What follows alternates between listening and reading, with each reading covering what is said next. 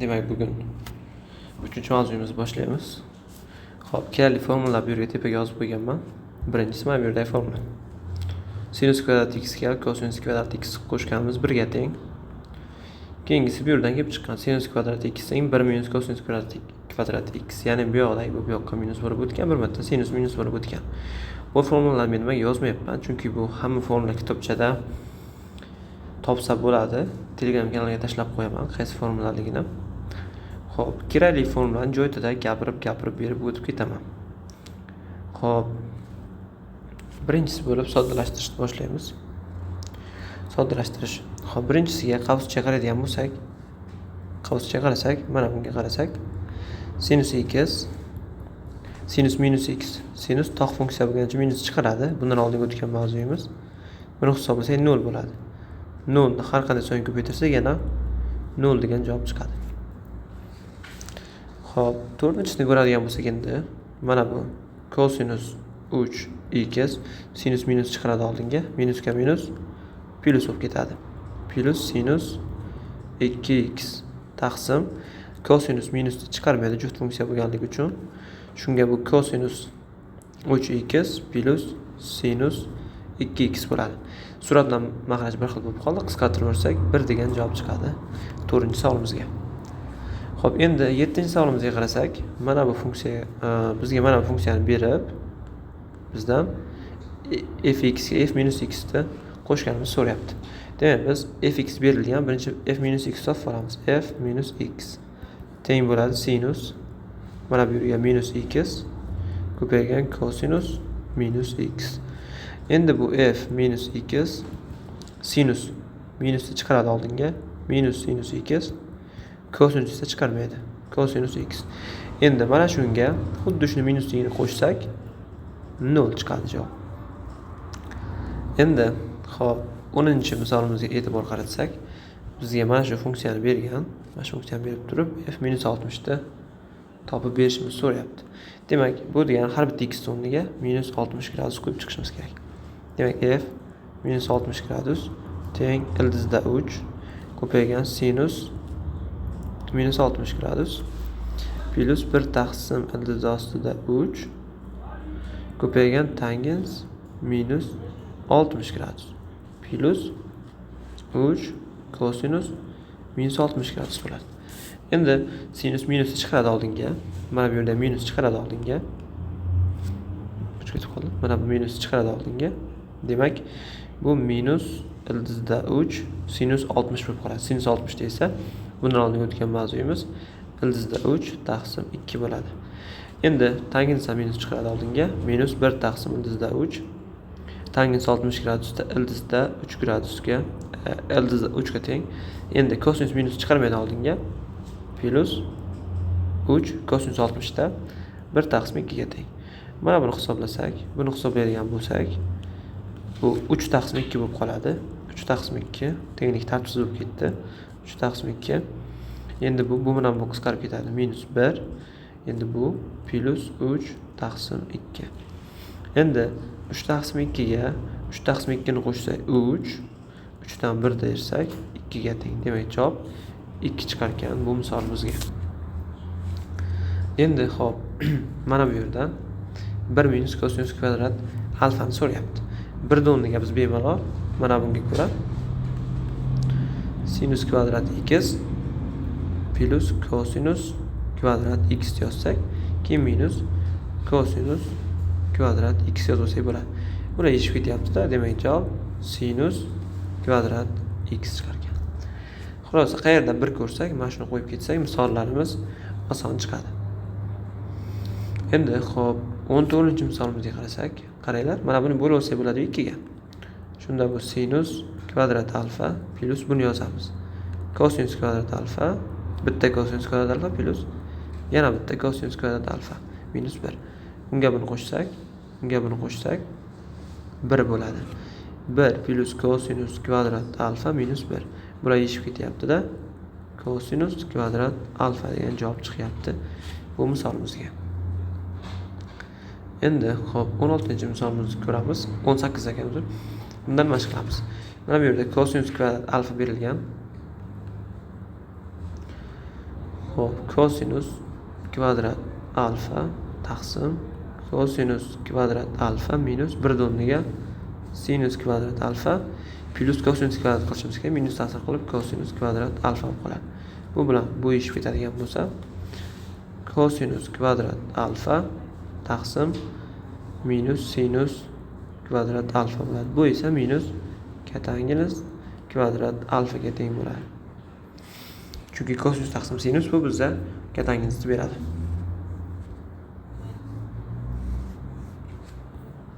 Mana bu yerga yozib qo'yganman. Katangiz x degani kosinus x taqsim sinus x, tangens x degani esa sinus taqsim kosinus x bo'ladi. Asosiy ayniyatlarga ko'ra. Endi mana bu misolda xo'p, mahraj berib yuboramiz. Bunga 1 plus sinus alfa yetmaydi. Bunga esa sinus alfa minus 1 yetmaydi. Shunda bu 1 plus sinus alfa minus tasavvur qilinglar, qaranglar. Hozir bu yerda mana bu minus ta'sir qilib borishi ham bor. Minus ta'sir qilib bitta. Minus sinus alfa endi minus 1 emas, plus 1 bo'ladi. Plus 1 taqsim sinus alfa minus 1 sinus alfa plus 1 bo'lib qoldi. Mana bular eshib ketyapti suratda. Demak bu 2 taqsim bu yerdan sinus kvadrat alfa minus 1 teng 2 taqsim bu sinus kvadrat alfa minus 1/2 sinus kvadrat alfa plus kosinus kvadrat alfa deb turib qavsni ochib olsak, mana bu yer minus bo'lib qoladi. Va mana bu sinus kvadrat alfa eshib ketyapti-da. Javob 2 taqsim minus kosinus kvadrat alfa bo'lyapti. Demak, javob mana shu ko'rinishda bo'lar ekan. Eng soddalashgan holatda.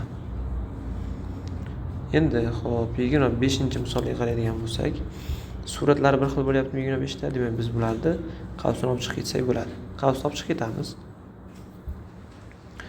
Xo'p, sinus kvadrat alfani qavsini olib chiqib ketsak, 1 taqsim 1 plus kosinus alfa yu plus 1 taqsim 1 minus kosinus alfa.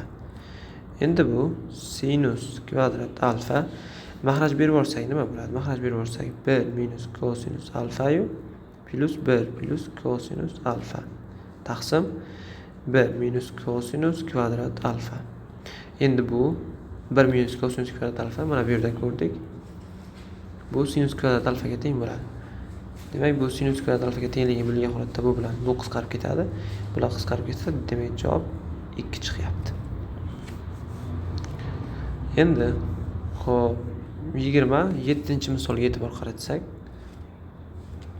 2 kosinus 4-darajada alfa ko'paygan tangens degani sinus taqsim kosinus dedik. Bu sinus kvadrat alfa taqsim kosinus kvadrat alfa bo'lib qoladi. Plus sinus 4-darajada alfa plus kosinus 4-darajada alfa bo'lib qoladi. Endi xo'p, bu bilan bu qisqarib ketadigan bo'lsa, 2 ta xo'p, kosinus kvadrat alfa ko'paygan sinus kvadrat alfa. Endi mana bu sinus 4-ni bu yerga yozaylik. Sinus 4-darajada alfa plus bu esa kosinus 4-darajada alfa. Endi mana bunga umumiy qarasak, bu degan aslida sinus kvadrat alfa plus kosinus kvadrat alfaning kvadrati. Bu esa 1 kvadrat, bu esa 1 ga teng. Mana shu ko'rinishda javob bo'ladi 27-misolga. Endi 28-misolda kublar ayirmasi formulasiga qo'ysak, kosinus alfa minus sinus alfa taqsim qavsida birinchi sonning kvadrati, ya'ni kosinus kvadrat alfa plus bu ikkalasining ko'paytmasi kosinus alfa sinus alfa plus sinus kvadrat alfa bo'ladi. Taqsim 1 plus sinus alfa yu kosinus alfa. Endi qaranglar. Mana bu yerdan xo'p, kosinus kvadrat alfaga sinus kvadrat alfani qo'shganimiz 1 deb beradi, to'g'rimi? Demak, bular qisqartirib olsak bo'laveradi. Bu bilan bu qisqarib ketsa bo'laveradi. Demak, javob kosinus alfa minus sinus alfa ko'rinishida bo'lar ekan. Endi xo'p, 31-misolga e'tibor qaratsak, bu a minus b-yu a plus b. Kvadratlar ayirmasi. 3 kvadrat minus sinus kvadrat alfa. A minus b-yu a plus b. Plus 4 kvadrati minus kosinus kvadrat alfa bo'larkan bu. Endi buni hisoblasak 3 kvadrat 9, 9 ga 16 ni qo'shsak 25 minus mana bu ikkalasini yonma-yon yozib olaylik. Sinus kvadrat alfa minus kosinus kvadrat alfa. Shunda bu 25 minus hisob chiqib ketsak sinus kvadrat alfa plus kosinus kvadrat alfa bo'ladi. Bu esa 25 minus mana bu 1 deb beryapti. 1. Ya'ni 24 degan javob chiqar ekan 31-misolimizga. Xo'p, endi 32-misolga qaraymiz. E'tibor bersanglar, bunda faqat turli xillardan ko'rib ketyapman. Bir xillaridan 5 marta ko'rgandan ko'ra turli xillardan 5 ta ko'rganim hamma uchun foydali bo'ladi. Demak, buni yozamiz. 3 1 minus sinus alfa ko'paygan kosinus alfa tangens alfa degani sinus alfa taqsim kosinus alfa degani. Plus 3 ta sinus kvadrat alfa plus 2 ko'rinishda bo'ladi. Buni bitta xo'p, kosinus alfa ketdi qisqarib, shunda bu 3 ko'paygan 1 minus sinus kvadrat alfa bu qoldi. Endi xo'p, plus 3 ta sinus kvadrat alfa plus 2. Buni mumkin ko'paytirsak 3, buni mumkin ko'paytirsak minus 3 sinus kvadrat alfa plus 3 sinus kvadrat alfa plus 2. 2. Endi mana bu deyishib ketyapti-da. 3 plus 2 degan javob, ya'ni 5 degan javob chiqar ekan 32-misolimizga. Xo'p, endi bu tomonga o'tishdan oldin tangens x ko'paygan tangens x 1 ga tengligini mana bu yerdan tangens kvadrat x ga 1 da qo'shganimiz kosinus kvadrat x berishini mana bu yerdan tangens kvadrat x ga 1 da qo'shganimiz 1 taqsim sinus kvadrat x ni berishini bilishimiz kerak. Hozir ko'rib ketamiz isbotini, juda ham oddiy, qiyin emas. Tangens x degani sinus x taqsim kosinus x, tangens x degani kosinus x taqsim sinus x. Bular qisqarib ketyapti-da, 1 degan javob chiqyapti. Endi mana bu tangens kvadrat x degani sinus kvadrat x taqsim kosinus kvadrat x plus 1. Mahraj berib olsak, sinus kvadrat x plus kosinus kvadrat x taqsim kosinus kvadrat x. Demak, bu 1 taqsim kosinus kvadrat x degan topsak bo'ladi. O'zi mavzuning nomiga e'tibor bersak ham asosiy trigonometrik ayniyatlar. Biz ayniyatlarni yodlab olsak, yo'limiz osonlashadi degan ma'noda kelyapti bu joyda. Endi yozamiz. Xo'p, mana bu degani nima degani? Tangens kvadrat alfaga 1 deb qo'ysak, bu 1 taqsim sinus kvadrat alfa beradi. Demak, bu kosinus kvadrat alfa minus 1 taqsim sinus kvadrat alfa ko'paygan sinus kvadrat alfa. Bular qisqarib ketyapti-da. Kosinus kvadrat alfa minus 1 bo'lib qolyapti. Demak, bu kosinus kvadrat alfa minus 1 ni o'rniga qo'yamiz sinus kvadrat alfa plus kosinus kvadrat alfa. Demak, bu kosinus kvadrat alfa minus sinus kvadrat alfa minus kosinus kvadrat alfa. Demak, bu deyishib ketyapti-da. Demak, javob minus sinus kvadrat alfa chiqar ekan bu misolimizga. Xo'p, endi keyingi misolimiz 40-misol ekan. 40-misolni ko'ramiz.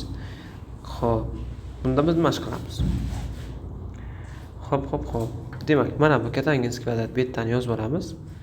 Kosinus kvadrat beta taqsim sinus kvadrat beta ko'paygan mana bu kosinus kvadrat beta minus tangens kvadrat beta.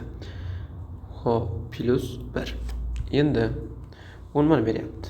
Bunda mana bu kosinus 4-darajada beta taqsim sinus kvadrat beta.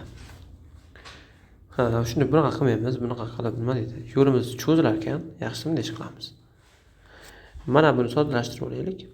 Mana bu kosinus kvadrat beta 1 ni o'rniga yozishimiz mumkin. Sinus kvadrat beta plus kosinus kvadrat beta. Qasochib chiqsak bular ketadi.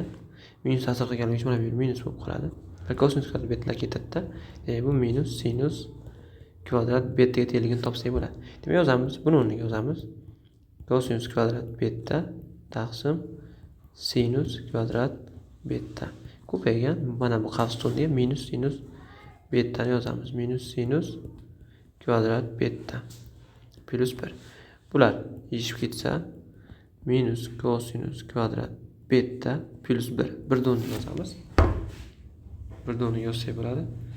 Sinus kvadrat alfa plus kosinus kvadrat endi beta deylik, bir xil beta. Bular yechib ketadi, demak javob sinus kvadrat beta chiqargan bu misolimizga. Xo'p, endi 41-misolni ko'rar ekanmiz. Bu misollar qanaqa misollar? Dars davomida o'quvchida chiqmay qolgan misollar. Xo'p, endi bunda nima ish qilsak bo'ladi? Xo'p, ketdi. Mana buni kosinus alfa ko'paygan. Mana bunga mahraj beramiz. 1 plus bu sinus alfa taqsim kosinus alfa minus sinus alfa turibdi. Endi bu kosinus alfa ko'paygan mahraj bersak, qavs ichiga kosinus alfa plus sinus alfa taqsim kosinus alfa. Demak, nima bo'lyapti? Mana bular qisqarib ketyaptimi? Minus sinus alfa. Bu bilan bu qisqarib ketyapti. Demak, javob kosinus alfani o'zi chiqyapti. Xo'p, endi 42 ni ko'radigan bo'lsak, 42 dan boshlaymiz. Mana bu tangens kvadrat alfani yozishimiz mumkin biz. Sinus kvadrat alfa taqsim kosinus kvadrat alfa minus 1. Taqsim buni yozishimiz mumkin. Sinus kvadrat alfa taqsim kosinus kvadrat alfa plus 1. Plus kosinus kvadrat alfa. Buni soddalashtirib olaylik. Mahraj berib o'rsak, sinus kvadrat alfa minus kosinus kvadrat alfa taqsim kosinus kvadrat alfa taqsim bunga mahraj bersak, sinus kvadrat alfa plus kosinus kvadrat alfa taqsim kosinus kvadrat alfa. Bu yerda endi biz bilamiz, mana bu mahrajlar qisqarib ketadi, bu esa 1 ga teng. Demak, bu degani sinus kvadrat alfa minus kosinus kvadrat alfa taqsim mana bu 1 bo'lyapti. Minus. Endi mana buni yozib qo'yamiz. Plus kosinus kvadrat alfa. Ular yechib ketyapti. Demak, javob sinus kvadrat alfaning o'zi chiqyapti bu 42-misolimizga. Endi bu misolimizda kosinus kvadrat alfa ko'paygan tangens kvadrat minus alfa. Tangens minus chiqaradi, lekin daraj juftlik uchun minusni chiqarmaydi. Demak, kosinus kvadrat alfa ko'paygan tangens kvadrat alfa. Sinus kvadrat alfa taqsim kosinus kvadrat alfa minus 1. Ular yechib ketsa sinus kvadrat alfa minus 1. Demak, bu sinus kvadrat alfa minus 1 o'rniga qo'yamiz. Sinus kvadrat alfa minus borligi uchun minus kosinus kvadrat alfa. Bular ketsa minus kosinus kvadrat alfa degan javob chiqargan bu misolimizga. Xo'p, keyingi misolimizga o'tamiz. Bu 51-misol bo'lyapti. Xo'p, 51-misolimizda mana shu berilgan shart etyapti. Mana shuni biz tengligini isbotlashimiz kerak. Demak, buni kvadratlar yig'inining kvadratiga qo'ysak, bu tangens kvadrat alfa plus katangens kvadrat alfa plus ikkita tangens alfa ko'paygan katangens alfa minus mana bunga yozamiz tangens kvadrat alfa plus katangens kvadrat alfa minus ikkita tangens alfa ko'paygan katangens alfa. Endi minus asriqqa keltirib oladigan bo'lsak, minus asriqqa keltirsak, bu yer minus, bu yer ham minus bo'ladi, bu yer esa plus bo'lib qoladi. Bu bilan bu ketdi, bu bilan bu ketdi. Demak, bu qoldi. Ikkita tangens alfa ko'paygan katangens alfa bu 1 ga teng plus bu ham 1 ga teng. 2 ni qo'shsak, rostdan ham 4 ga teng. Biz ayniyatni isbotladik.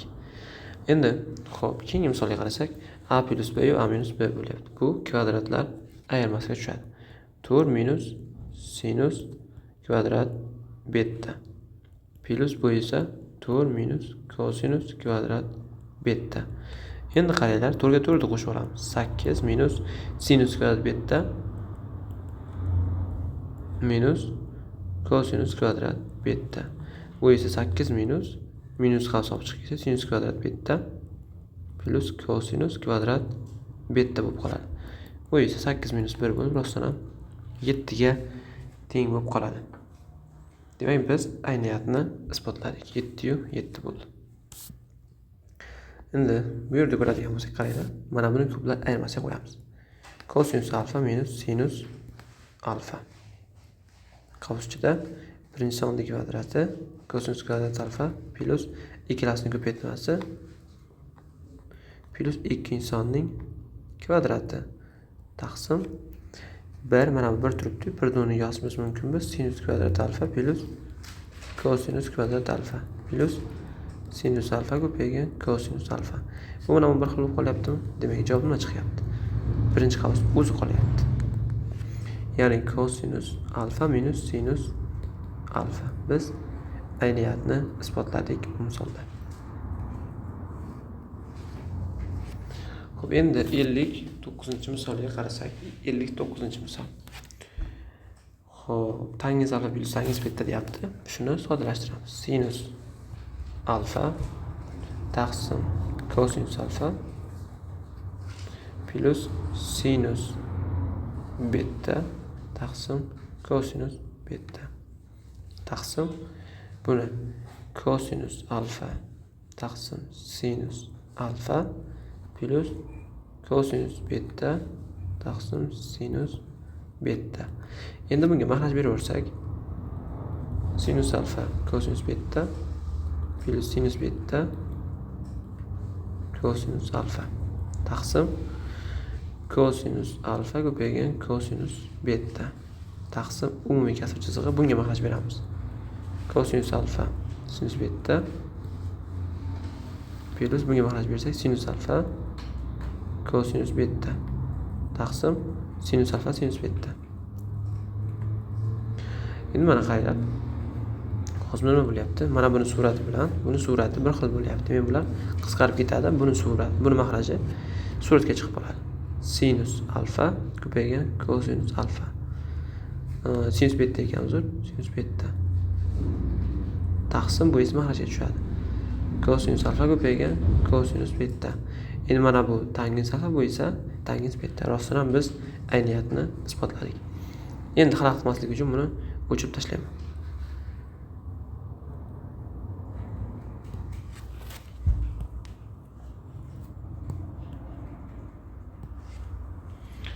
Xo'p, 61-misolga endi biz e'tibor qaratadigan bo'lsak, sinus alfani 1 taqsim 2 ga tengligini va bizga mana bu yerdagi oralig'ini beryapti. Bu oralig' nimaga kerak desa, bu oraliq bizga ishorani aniqlash uchun kerak. Ya'ni birinchi, ikkinchi mavzuda o'tgan, birinchi oyda musbat, ikkinchi oyda musbat, uchinchi oyda manfiy, to'rtinchi oyda manfiy sinus yoki mana shu berilgan trigonometrik qiymatlarni ishorasini topish uchun. Demak, sinus alfa 1 taqsim 2 teng bo'lsa, kosinus alfani so'rayapti. Eng oson usuli to'g'ri burchakli 3 burchak chizish usuli. Ikkinchi mavzuda ko'rib berdim buni qanday ishlanishini. Mana bu burchakni alfa desak, buni sinus, ya'ni burchak qarshidagi katetni gipotenuzaga nisbatan. Mana shu. Bu 1, bu 2 bo'lsa, bu ildizda 3 bo'ladi. Endi bizdan kosinus alfani so'rayapti. Kosinus alfa degani mana shu burchakka yopishgan katetni, ya'ni ildizda 3 ni gipotenuzaga nisbatini beradi. Bu misol tugadi. 62-misolda ko'rsak, kosinus alfa deyapman. Qaranglar. Kosinus alfa to'g'ri burchakli 3 burchak chizamiz. Mana bu burchakning alfasi shuni kosinusi, ya'ni yopishgan katet 7 ni gipotenuza 25 ga. Mana bu 24 bo'ladi. Pifagor teoremasiga ko'ra. Endi buni 0 pi taqsim 2 birinchi o'rinda musbat bo'ladi. Tangens birinchi o'rinda musbat. Tangensga mana shu burchak qarshidagi katetni, ya'ni 24 ni yopishgan katetga nisbat. Mana shu ko'rinishda bo'ladi. Xo'p, 63 ni ham ko'ramiz endi. Tangens alfa beryapti, 4 taqsim 3 mana. Yozib olamiz.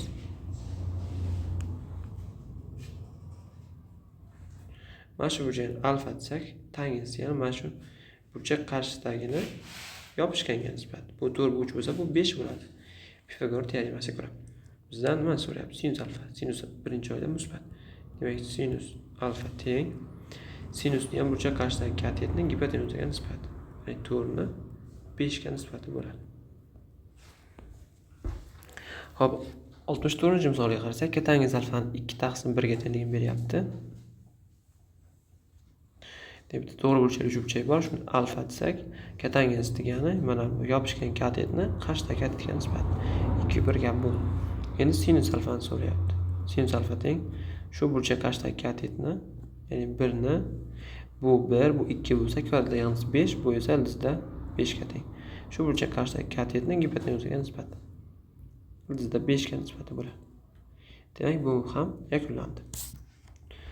Endi mana bu ikkinchi chorakda bersa nima bo'ladi? Bu qayerga kerak? Bu mana bu yerga kerak. Sinus ikkinchi chorakda manfiy, musbat, bu musbat, lekin tangentsi manfiy, shuning uchun bu minus bo'lyapti. Yana to'g'ri burchak uchburchak chizib olamiz. Bu burchak alfa desak, tangentsi ham burchak qarshisidagini yopishganga nisbati. 12 bu 5 bo'lsa, kvadratlayamiz 169, bu esa 13 kvadrat. Endi bizdan sinus alfani so'rayapti. Sinus alfa. Sinus mana ikkinchi chorakda musbat, shuning uchun biz uni musbat qiymatini olamiz. Burchak qarshidagi katetni, ya'ni 12 ni gipotenuzaga nisbati bo'ladi bu sinus alfa. Xo'p, endi 72-misolga e'tibor qaratadigan bo'lsak, kosinus alfani beryapti bizga va bizdan tangens alfani so'ragan. Mana bu nechinchi chorak? Bu 3-chorak. 3-chorak drostdan bu manfiy, tangenscha plus minus plus, tangens esa musbat bo'ladi. Demak, bitta to'g'ri burchak uchburchak chizamiz. Xo'p, mana buni alfa desak, kosinus degani mana yopishgan katetning gipotenuzaga. Bu 24 gipotenuz 25 bo'lsa, bu esa 7 bo'ladi. Demak, bu tangens alfa. Burchak qarshisidagini gipotenuzaga nisbat. Nimaga tangens plus bo'lganini birinchi, ikkinchi mavzudan bemalol tushunsak bo'ladi. Endi 3pi taqsim 2pi taqsim 2pi bu degani 4-chorakda degani. Xo'p, endi sinus 4-chorakda manfiy rostini, kosinus 4-chorakda esa musbat. Demak, biz buni musbat qiymatini olamiz. To'g'ri burchak uchburchak chizib olamiz yana. Mana bu alfa desak, sinus qarshisidagini gipotenuzaga nisbat. Demak, mana bu 24 bo'ladi. Endi kosinus deyapti. Kosinus alfa, kosinus 4-chorakda musbat bo'lganligi uchun musbat qiymatini olamiz. Yopishgan katetni, ya'ni 24 ni gipotenuzaga nisbat. Mana shu bizda javob bo'ladi. Endi xo'p, 78-misolga qaraymiz. Tangens alfani beryapti. Minus ildizda 8 taqsim 1. Demak, buni to'g'ri burchak uchburchak bo'lsa, tangens mana bu nechinchi chorak? 4-chorak. Tangens 4-chorakda manfiy. Shuning uchun bu minus, lekin sinus 4-chorakda bu ham manfiy. Demak, biz manfiy qiymat olamiz. Mana burchak alfa desak, tangens burchak qarshisidagini yopishgan 1 ga nisbat. Buniki 8, buniki 1 qo'shsak bu 3. Demak, sinus alfa teng bo'ladi burchak qarshidagi katetni gipotenuzaga nisbat. Sinus 4 manfiy bo'lganligi uchun biz buni minus qiymatini olamiz. Endi 81-misolga diqqat qilinglar. Tangens alfani bergan bizga. Mana buni so'rayapti. Bunda nima qilamiz? Suratini ham, mahrajini ham tangens kelish uchun kosinusga bo'lib olamiz. Shunda bu 2 ta sinus alfa taqsim kosinus alfa minus kosinus alfa taqsim kosinus alfa taqsim sinus alfa taqsim kosinus alfa plus kosinus alfa taqsim kosinus alfa bo'ladi. Shunda bu 2 ta tangens alfa minus 1 taqsim tangens alfa plus 1 bo'ladi. Endi bizda bu yerda mana bu tangens alfani bizda qiymati bor. 3 ga tengligi mana qo'yib qo'yamiz. 2 kira 3 minus 1 taqsim 3 plus 1 bo'lib qoladi. 2 kira 3 6, 1 desa 5 taqsim 4 degan javob chiqar ekan bu misolimizga. Xo'p, endi mana bu misolimizni ko'rsak, tangens alfaga tangens alfani so'rayaptimi? Nima qilamiz? Birinchi marta buni shunday sinusga bo'lib olamiz. Suratni ham, mahrajini ham. Shunda bu 3 kosinus alfa taqsim sinus alfa degani katangens alfa degani. Plus buni sinusga bo'lib olsak 5 chiqadi. Taqsim sinus sinusga bo'lsak 1 chiqadi. Kosinus sinusga bo'lsak katangens alfa teng 2 ga. proporsiya qilamiz endi. Shunda bu 3 katangimiz alfa plus 5 teng proporsiya qilsak 4 plus 2 ta katangimiz alfaga. Ular bir tomonga yig'sak katangimiz alfa teng minus 1 galigi kelib chiqadi. 5 bu yoqqa o'tdi. Endi hop kosinus topish uchun sinusga emas, endi har birini kosinusga bo'lib xuddi mana shu ishni qilib olamiz. Endi hop 87-misolni ko'ramiz. 87 da bizda tangens alfa berilgan. Endi hop bizda mana buni so'rayapti. Nima qilamiz endi? Mana bu yerda kvadrat bo'lyapti-ku. Demak, buni kosinus kvadrat alfaga bo'lib olamiz. Kosinus kvadrat alfaga bo'lib olamiz. Shunda bu 3 minus sinus alfa ko'paygan kosinus alfa. Yo'q, bunaqa qilishimiz menimcha to'g'ri kelmayapti biroz. Shunga ham ish qilamiz. To'g'ri burchak uch burchak chizamiz.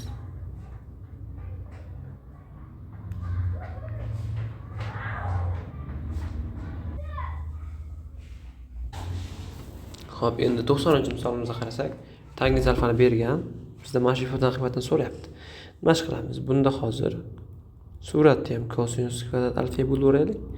Mahrajda ham kosinus kvadrat alfaga biz bo'lib o'raylik. Shunda nima bo'ladi? Buni bo'lib o'rsak, sinus kvadrat alfa taqsim kosinus kvadrat alfa minus 3 kosinus kvadrat alfa taqsim kosinus kvadrat alfa taqsim 2 ta sinus alfa ko'paygan kosinus alfa taqsim kosinus kvadrat alfa plus 4 kosinus kvadrat alfa taqsim kosinus kvadrat alfa.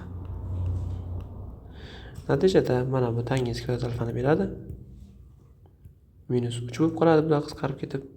Taqsim bo'yicha bu bilan bu ketsa 2 ta tangens bo'lib qoladi plus 4. Endi tangens o'rniga 1 taqsim 2 ni qo'yib hisoblab qo'ysak bo'ldi. 1 taqsim 2 ni kvadrat 1 taqsim 4 minus 3 taqsim 2 tangens alfani unga qo'yamiz. 1 taqsim 2 plus 4. Shunda bu mana berib o'rsa minus 11 taqsim 4 bo'lingan. Xo'p, necha bo'lib qoladi? 5 bo'lib qoladi. Bu esa minus 11 taqsim 20 ni beradi. Xalaqit qilmaslik uchun buni o'chirib tashlaymiz. Keyingi misolga xalaqit bermas ekan. Xo'p, 92-misolga qaraymiz endi. Mana shuni berib, buni qiymatini so'rayapti. Bu juda ham oson. Buni shunday ko'tarib olsak, bu kosinus kvadrat alfa plus sinus kvadrat alfa minus 2 ta sinus alfa kosinus alfa bu teng 1 taqsim 16 ga. Bu 1 ga tengmi? 1 minus 2 sinus alfa kosinus alfa teng 1 taqsim 16 ga. Endi minus 2 ni bu yoqqa olib o'tsa 2 ta sinus alfa kosinus alfa bu yoqqa o'tsa 15 taqsim 16 bo'lib olsa 2 ga sinus alfa kosinus alfa teng 15 taqsim 32 ga bo'ladi. Mana shu ko'rinishda. Endi 93-misolga e'tibor bersak, chorakni bekorga bermagan, chalg'imaymiz. Mana shu chorak bergan. Bu nechinchi chorak? Bu 2 emas, bu 3-chorak bo'ladi. Kosinus alfa sinus alfa teng 12 taqsim 25 ga deyapti. Xo'p, sinus 3-chorakdan manfiy, kosinus ham manfiy. Manfiyni qo'shsak, biz javobga manfiyni qabul qilishimiz kerak. Endi bizdan so'rayapti sinus alfa plus kosinus alfani qiymatini so'rayapti. Buni biz t deymizda, kvadrat ko'tarib olamiz. Biz t ni qidiryapmiz. Shunda bu sinus kvadrat alfa plus kosinus kvadrat alfa plus 2 ta sinus alfa kosinus alfa teng t kvadrat. Mana bu 1 ga teng 1 plus 2 ta sinus alfa kosinus alfani o'rniga 12 taqsim 25 teng t kvadratga. Demak, bu yerdan t kvadrat teng mahraj berib olsak 49 taqsim 25 ga. Bu yerdan t teng plus minus 7 taqsim 25 ga. Boshida men bekorga manfiyni olamiz demadim. Shuning uchun mana bu yerda plusni chiqarib tashlaymiz. Biz manfiysini olib qo'yamiz choq. Shuning uchun bizga bu oralig'ini beryapti. Endi 96-misolga e'tibor qarasak, bu ham rasm oson. Mana buni qiymatini so'rayaptimi? Topamiz. Xo'p, bundan oldin mana buni bitta kvadratga ko'tarib olaylik. Shunda bu 1 plus 2 sinus alfa kosinus alfa teng 4 taqsim 3 kelib chiqadi. Bu yerdan 2 sinus alfa kosinus alfa teng 1 taqsim 3 ni 2 ga bo'lib olsak sinus alfa kosinus alfa teng 1 taqsim 6 galigini biz bemalol topsak bo'ladi. Endi mana bu so'rayotgan narsamiz bor. Shuni kvadratli yig'indisiga qo'yamiz. Sinus alfa kublar yig'indisiga plus kosinus alfa qavs ichida birinchi sonning kvadrati minus ikkala sonning ko'paytmasi. Joy yo'q ekan, yaxshi pastdan yozay. Buni kublar yig'indisiga qo'yamiz. Sinus alfa plus kosinus alfa qavs ichida birinchisining kvadrati plus ikkinchisining kvadrati minus bularni ko'paytmasi. Bizdan shuni so'rayapti. Mana bu yig'inning qiymati bor. 4 taqsim 3 ga teng. Buni yig'indisi bu 1 minus sinus alfa kosinus alfa 1 taqsim 6 ga teng. Ya'ni bu 4 taqsim 3. Ya'ni buni qayerdan oldim? Mana bu teng. Demak, buni bemalol biz topsak bo'ladi. Endi 4 taqsim 3 ko'paygan 5 taqsim 6. Bu esa buni 2 ga bo'lsa 2, buni 2 ga bo'lsa 3. 10 taqsim 9 degan javob chiqar ekan 96-misolga. Endi 97-misolda nima ish qilamiz? 97-misolda birinchi o'rinda buni bitta kvadratga ko'tarib olsak 1 plus 2 sinus alfa kosinus alfani 5 taqsim 4 ga tengligini topib, bu yerdan sinus alfa kosinus alfani xo'p 2 sinus alfa kosinus alfa teng, bir yoqqa minus bo'lib o'tsa 1 taqsim 4 bo'lib olsa 2 ga sinus alfa ko'paygan kosinus alfani 1 taqsim 8 ga tengligini biz topsak bo'ladi. Endi bizdan so'raydigan narsasi mana buni so'rayapti. Demak, biz buni kvadratli yig'indisiga qo'yishimiz mumkin. Ya'ni sinus kvadrat alfaning kvadrati plus kosinus kvadrat alfaning kvadrati. Bu esa teng bo'ladi kvadratli yig'indisi. Birinchi qavs ichida bularning yig'indisi sinus kvadrat alfa plus kosinus kvadrat alfa ning kvadrat minus 2 sinus kvadrat alfa ko'paygan kosinus kvadrat alfa. Bu qaysi formulani eslagim kelmayotgan bo'lsa, mana bu formula. Mana buni yozib qo'yaman. A kvadrat plus B kvadrat teng qavs ichida A plus B ning kvadrat minus 2A. Mana shu formuladan men foydalanib ketdim.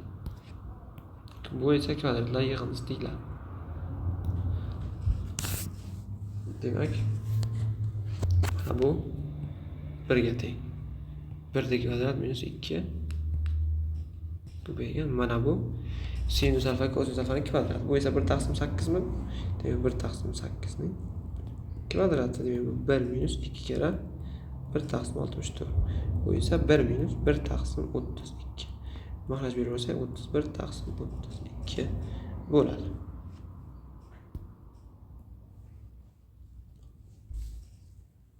Endi hop 98 dan nima ish qilamiz desa, sinus alfa bilan kosinus alfa yig'indisini bergan.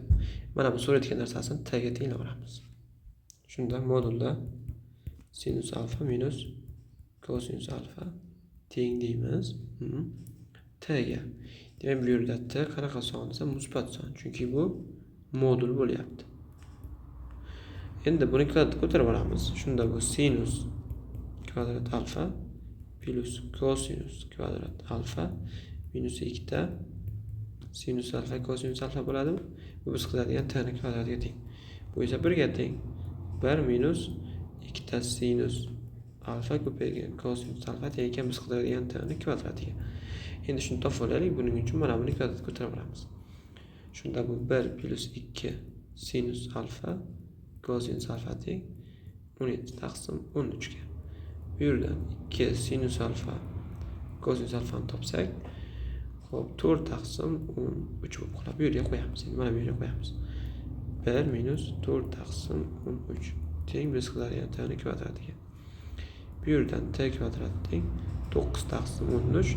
Bu yerdan t teng plus minus 3 taqsim ildizosida 13. Biz endi musbatni olamiz deganimiz uchun manfisini o'chirib olamiz. Mana shu ko'rinishda javob bo'ladi. Endi bu yog'i bir xil, 104 menimcha har xil ekan. Mana shuni ko'ramiz. Tangens alfa plyusga tangens kvadrat alfani so'ragan. Bunda mana shuni bitta kvadrat ko'tarib olaylik bo'ldi. Shunda bu tangens kvadrat alfa minus 2 ta tangens alfa ko'paygan katangens alfa plus katangens alfaning kvadrati teng 4 ga. Tangens alfa tangens kvadrat alfaga katangens kvadrat alfani qo'shganimiz mana bu tangens ko'paygan katangens bu 1 ga teng. Minus 2 teng 4 ga. Bu yerdan tangens kvadrat alfa plus katangens kvadrat alfa teng 6 ga kelib chiqadi. Minus 2 yoqqa plus bo'lib o'tdi.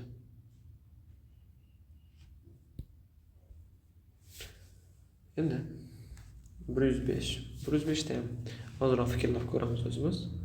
Endi bunga qaraydigan bo'lsak 106 ga qarasak. 106 ga qaranglar, mana buni kublar yig'indisidan foydalanamiz. Buni yozib olishimiz mumkin. Sinus kvadrat x ning kubi plus buni kosinus qilish kerak edi. Kosinus kvadrat x ning kubi. Mana buni bu ko'rinishda, buni bu ko'rinishda yozib oldik. Endi bu kublar yig'indisiga tushyapti. Kublar yig'indisi, ya'ni bu teng bo'ladi. Bu teng bo'ladi mana. Birinchi qavs ichida bularning yig'indisi. Keyingi qavs ichida birinchisining kvadrati. Ya'ni sinus kvadrat x ning kvadrati. Xo'p. Minus bularni ko'paytmasi. Sinus kvadrat x kosinus kvadrat x plus ikkinchi sonning kvadrati. Kosinus kvadrat x ning kvadrati. Birinchini soddalashtirib olaylik o'zi. Mana 1 ga teng tashib yuboramiz. Bu bilan buni yonma-yon qilib kvadratlar yig'indisi haliginda yozib bergan formulaga tushadi. Buni tashib yubordik. Shu turda tashib yubordik. Demak bu sinus kvadrat x mana bu bilan buni yonma-yon qilib yozib oldim. Ning kvadrati plus kosinus kvadrat x ning kvadrat minus sinus kvadrat x kosinus kvadrat x. Endi bu kvadratlar yig'indisidan foydalansak, qavs ichida bularning yig'indisi sinus kvadrat x plus kosinus kvadrat x ning kvadrati minus 2 ta sinus kvadrat x kosinus kvadrat x minus sinus kvadrat x kosinus kvadrat x. Endi bu 1 ga teng 1 minus bu esa minus 2 ta minus 1 ta minus 3 ta sinus kvadrat x kosinus kvadrat x bo'ladi. Endi yoniga mana buni sherik qilib qo'shib ketamiz. Minus 3 sinus 4 darajada x minus 3 kosinus kvadrat x plus 1. Endi qaranglar, birga birga qo'shamiz. 2. Xo'p, mana bundan bir xildan olib chiqib ketamiz. Minus 3 sinus kvadrat x olib chiqib ketsak, bu yerda kosinus kvadrat x minus 3 chiqib ketdi, plus qoldi. Sinus 4 dan sinus 2 chiqib ketdi. Sinus kvadrat x minus 3 kosinus kvadrat x. Endi bu yerda 2 minus endi mana 1 ga tengmi? Bo'ldi, tashib olamiz. 1 ni ko'paytirish foydasi yo'q. 3 sinus kvadrat x minus 3 kosinus kvadrat x. Endi bunda 2 minus 3 qavsni olib chiqib ketsak, sinus kvadrat x plus kosinus kvadrat x bo'ladi. Bu 1 ga teng. 2 minus 3 bo'lib javob minus 1 ni o'zi chiqyapti.